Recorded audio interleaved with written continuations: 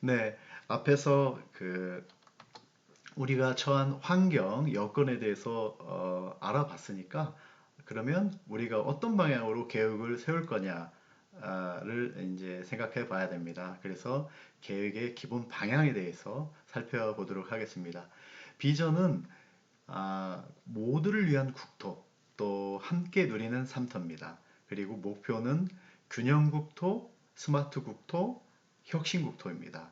이 목표를 이루기 위해서 6가지 전략을 세웠는데요. 첫 번째로 개성 있는 지역 발전과 연대 협력을 촉진하고 지역 산업 혁신과 문화 관광 활성화 그리고 뭐 등등 마지막으로는 대륙과 해양을 잇는 평화국토 조성을 하겠다라는 6가지 전략을 세웠습니다. 예, 우리가 이제 국토 정책의 패러다임과 국토 공간 인식 변화를 할 필요가 있는데요. 현재까지는 우리가 계획을 세울 때 국토를 개발한다는 개념으로 세웠습니다. 그 다른 얘기로는 우리가 여지껏은 우리가 이제 성장을 지속한다는 전제하에 또 경제적 가치를 가장 우선시하고 효율을 중시하는 이런 가치 속에서 국토는 개발해야 된다. 이런 개념으로 우리가 그 국토를 공간에 대한 인식을 가져왔는데요. 앞으로는 이제는 개발이 아니고 이제 관리를 해야 된다. 그래서 우리가 그 사회적인 가치가 우선되고 인구 감소 그리고 저성장의 시대이잖아요. 그러니까 이제 개발보다는 국토를 관리하는 이런 패러다임 시프트가 필요하다. 그래서 연대와 협력이 굉장히 중요한데요. 연대와 협력을 통해서 이렇게 스마트한 국토 구상, 예를 들어서 보십시오. 여기 이 서울 수도권, 이 대전, 세종, 뭐 광주, 나주, 대구, 부산 이렇게 해서 여기를 광역 연계 이게 이제 중추 도시들이 되는 겁니다. 그래서 이런 중추 도시들을 설정을 하고 그 중추 도시를 중심으로 주변의 네트워크화해서 서로 연대하고 협력하는 이런 스마트한 국토를 구상하겠다라는 계획입니다. 앞에서 말씀드린 것처럼 전략을 6개를 세웠는데요. 자, 첫 번째 전략입니다. 개성 있는 지역 발전과 연대 협력을 촉진하겠다.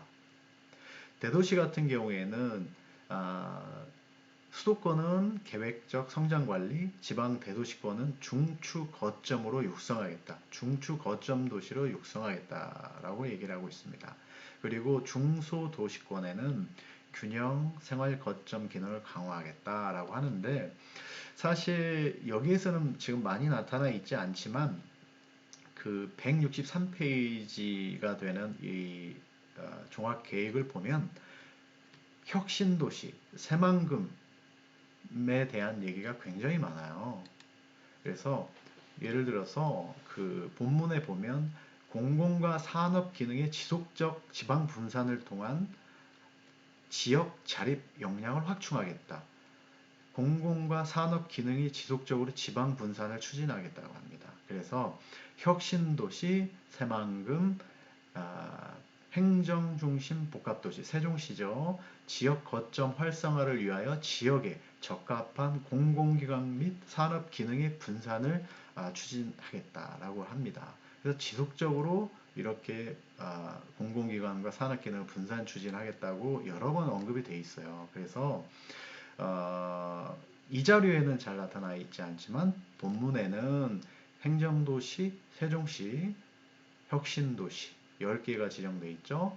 그리고 새만금 이 세 곳이 지속적으로 언급이 되고 있어요. 좀 관심을 가지고 보셔야 될 포인트 같아요. 그리고 그 혁신도시를 연계형 강소도시권으로 구상하겠다라고 합니다. 그래서 말씀드렸듯이 혁신도시가 10군데가 있는데 이렇게 혁신도시를 중심으로 해서 주변 중소도시들을 또 산업촌을 이렇게 연계시켜서 하나의 강소 도시권으로 묶는 거죠. 그래서 이렇게 묶으면 혁신 도시만 해도 10개의 강소 도시권으로 묶이게 되는 거예요. 그래서 이렇게 묶어서 서로 지역 간에 연계하고 협력하는 자립적 경쟁력을 제고하겠다라는 구상입니다. 그리고 지역 산업혁신과 일자리 창출 역량을 강화하겠다라고 하는데요. 우리가 앞에서 언급했듯이 노후 산업단지 문제가 이제 우리의 큰 문제 중에 하나로 대두되고 있어요. 그래서 예전에 이렇게 그 공장들이 밀집된 지역으로 산업단지가 구성되어 있는데 앞으로는 이 컨셉이 미래형 복합 산업 공간으로 이렇게 만들겠다는 거예요. 예를 들면 당연히 산업시설이 있고 회사가 공장이 있고 그리고 대학 캠퍼스를 이곳에 유치를 하고 그 다음에 이런 시설만 있는 게 아니라 이제 문화 공간까지도 여기 예를 들어서 그냥 뭐 카페 같은 것들 등등 이런 문화 공간을 이렇게 복합적으로 구성을 시켜서 만들겠다라는 거예요. 예를 들어 노후 산업단지 이런 산업단지만 있으면 문제점이 뭐냐면 요즘 젊은 세대들이 이런 데 취직 잘 안 하려고 하지 않아요. 그래서 이런 산단에서는 사람 구하기도 힘들고 또 이런 그 산업단지가 계속 팽창하는 게 아니고 현재 우리나라의 처한 여건상 앞으로 이게 점점 이렇게 줄어들 가능성이 높기 때문에 약간 이 산단도 슬럼화될 가능성도 있죠. 그래서 이런 복합 산업 공간 구조로 앞으로 바꾸겠다.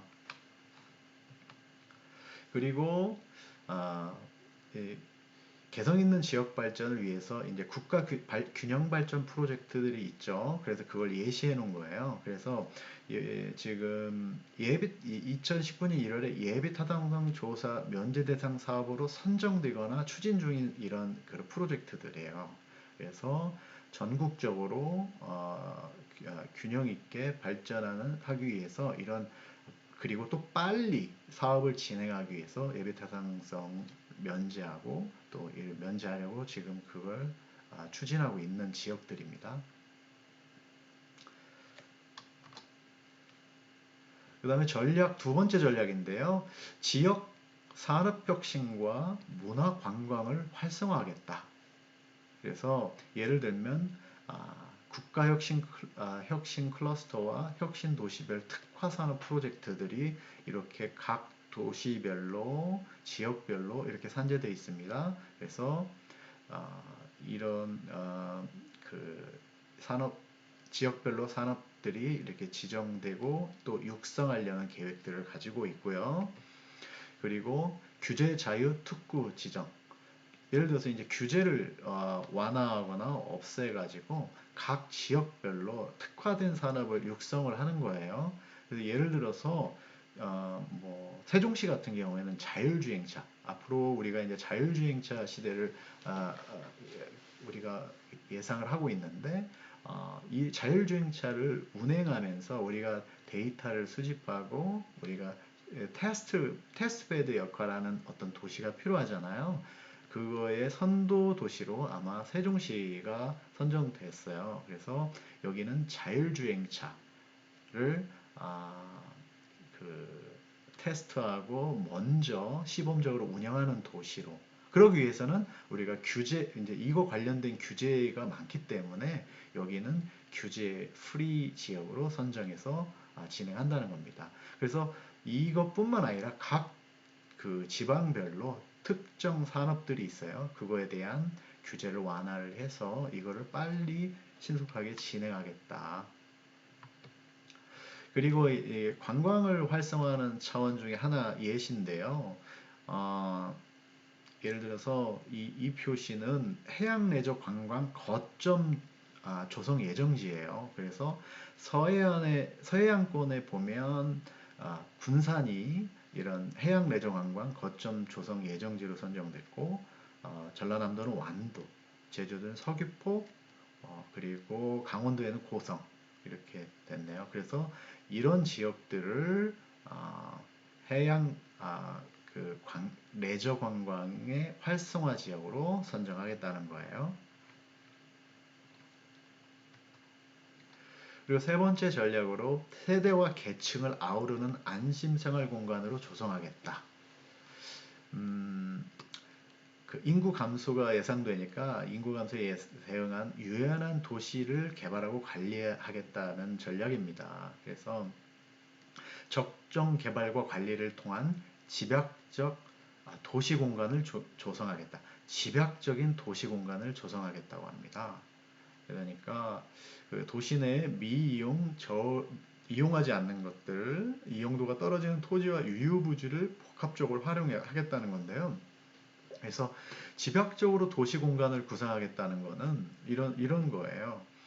지금 현재는 예를 들어서 이런 도시들이 도심이 있고 이게 부도심이라고 할 수는 없지만 이렇게 이런 주택과 건물들이 이렇게 굉장히 산재해 있어요. 약간 스크롤 같은데 도로를 따라서 이렇게 산재해 있는데 앞으로는 인구도 줄어들고 또 빈집도 늘어나고 그래서 유유부지들이 또 생길 가능성이 굉장히 높아요. 그래서 이제는 이 도심지에 집약적으로 이쪽으로 유치하고 여기를 중심으로 집중화를 하는 거고 도로를 따라서 일부 주택이나 건물을 놓고 이렇게 함으로써 집중함으로 생기는 공간들은 녹지나 자연 공간으로 공원으로 이렇게 활용을 하겠다는 거예요. 그래서 기반 시설의 수요 감소에 따라서 토지를 녹지 공간으로 대체하는 도시 공간 구조로 재편하겠다는 겁니다.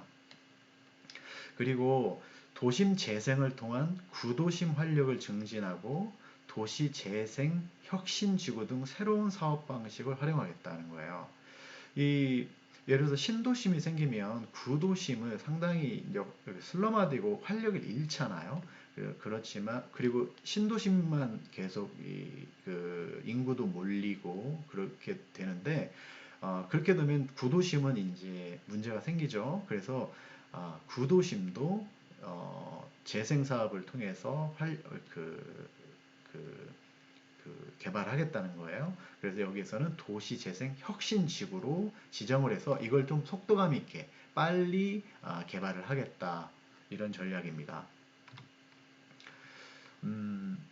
이걸 저희가 그, 그 자료를 조금 더 보면요. 여기는 1인 가구 그리고 고령 가구에 대한 통계입니다.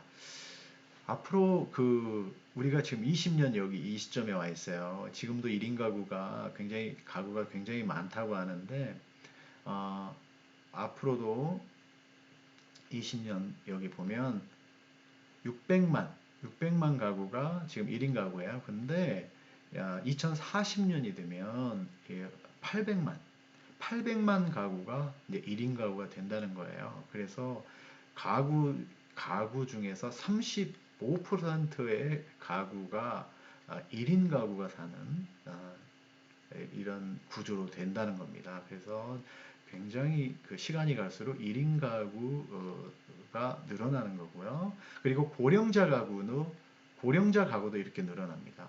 그래서 2020년도에는 약 400만이 좀 넘어요. 그런데 2040년도가 되면 거의 1000만, 고령자 가구가 1000만 가구가 된다는 거예요. 고령자 가구가 1000만. 거의 가구의 40%를 차지하네요. 고령자 가구가. 초고령화 사회가 된다는 거죠.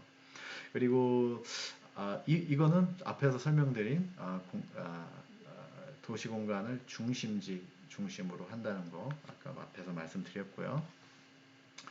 그리고 네 번째 전략은 품격 있고 환경 친화적인 공간을 창출하겠다는 거예요.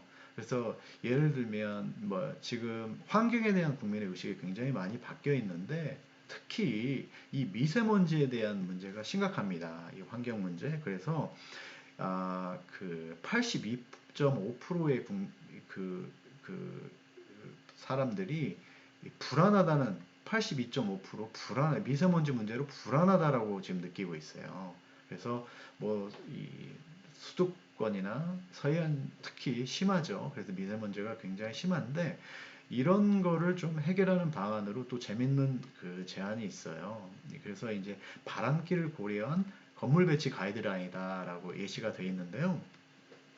예를 들어서 아, 이렇게 바람길이 이렇게 나 있어요. 숲속에서 이렇게 나 있는데 우리가 이제 기존의 아파트들은 이렇게 판상형 구조로 많이 돼 있어요. 그러면 판상형 구조의 아파트나 건물들은 바람길이 이렇게 나 있을 경우에 미세먼지가 이렇게 멈춰져 있다는 거예요. 정체돼 있다는 거예요. 이렇게.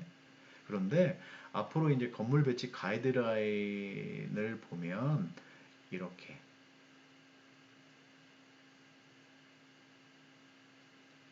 이렇게 뭐 수평 방향으로 건물을 틀었죠. 판상에 이렇게 이 방향을 틀었어요. 그래서 바람이 빨리 잘 이렇게 원활하게 소통이 될 수 있게 이렇게 함으로써 미세먼지가 굉장히 줄어들었죠.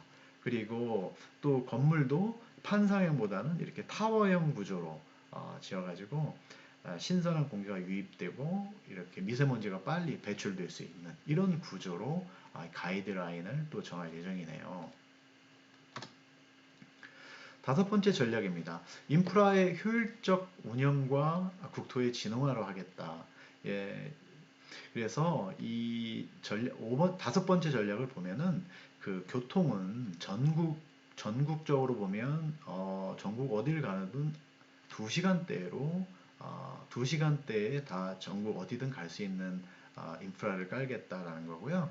수도권 같은 경우에는 그, 그 서울 외곽에서 서울 도심까지 무조건 30분대에 도착할 수 있는 교통망을 확충하겠다라고 이렇게 계획을 세우고 있습니다. 그래서 예를 들어서 서울 중심으로 한번 보면요.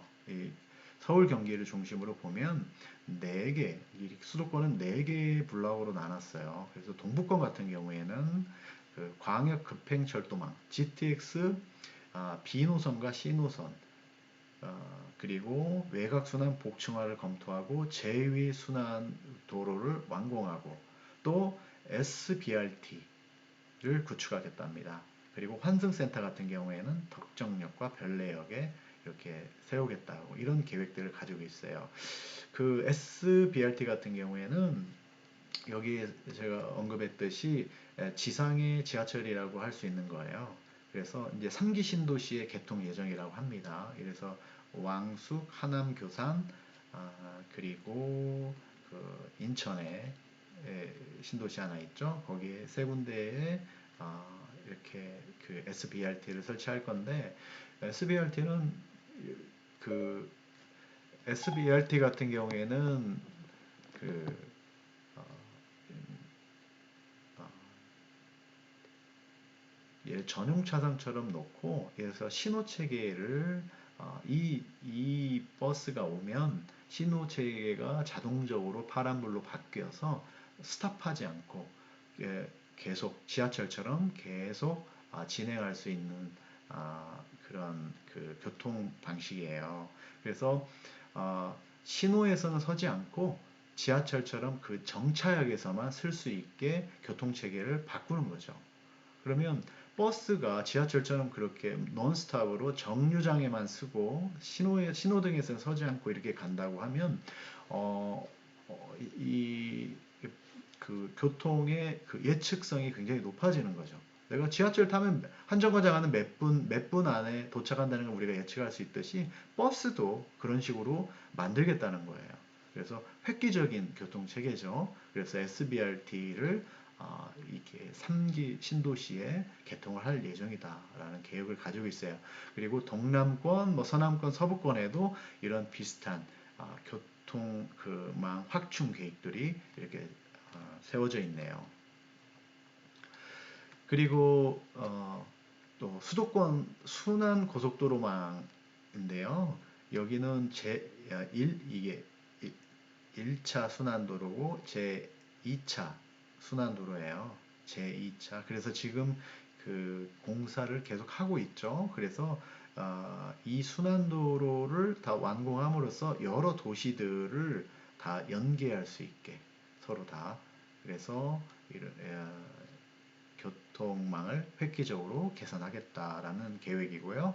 그 다음에 대심도 지하도로예요. 예를 들어서 이제 그 예를 들어 놓은 건데, 이렇게 그 지하에 이제 지하도로를 뚫어서 이 지하도로는 승용차 같은 것들은 도시를 관통하게 지하로 관통해서 갈 수 있도록 지하로 넣고, 버스나 이런 BRT 같은 거를 지상으로 어, 운행하게 해서 그 정체되지 않게 빨리 교통이 원활하게 소통될 수 있게 이렇게 바꾸는 거죠. 이런 거를 대심도 지하도로라고 하네요.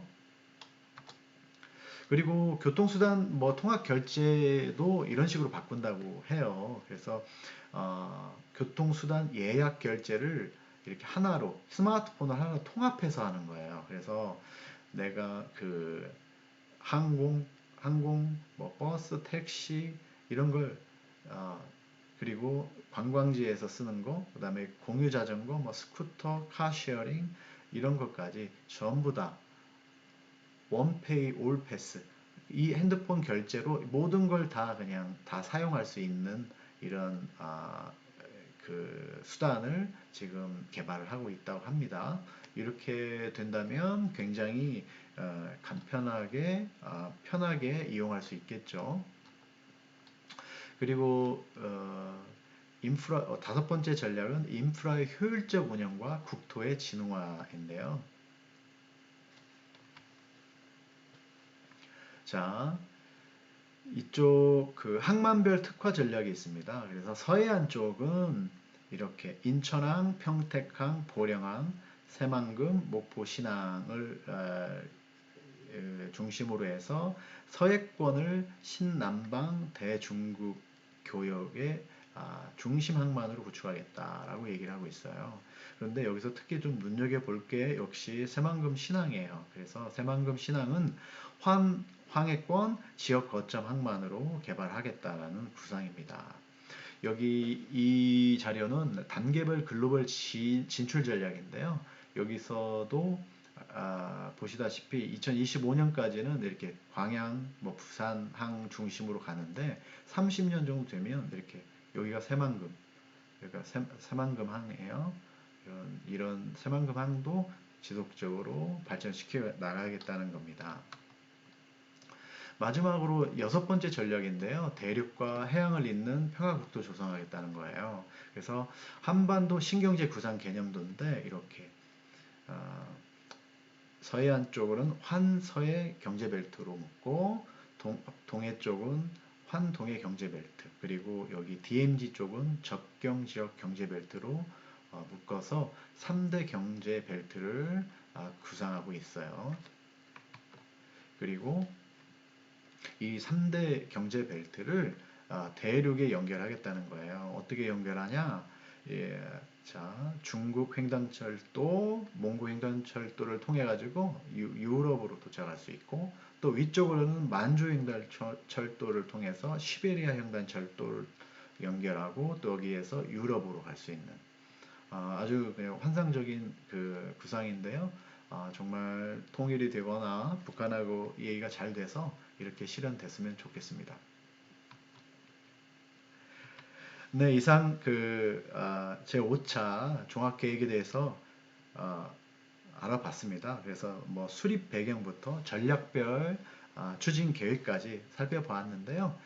그 지역별 발전 방향은 또 도시별로 굉장히 양이 많아요. 그래서 그 부분은 다음 동영상에서 순서대로 소개를 해드릴 예정입니다. 아, 오랫동안 시청해 주셔서 감사합니다.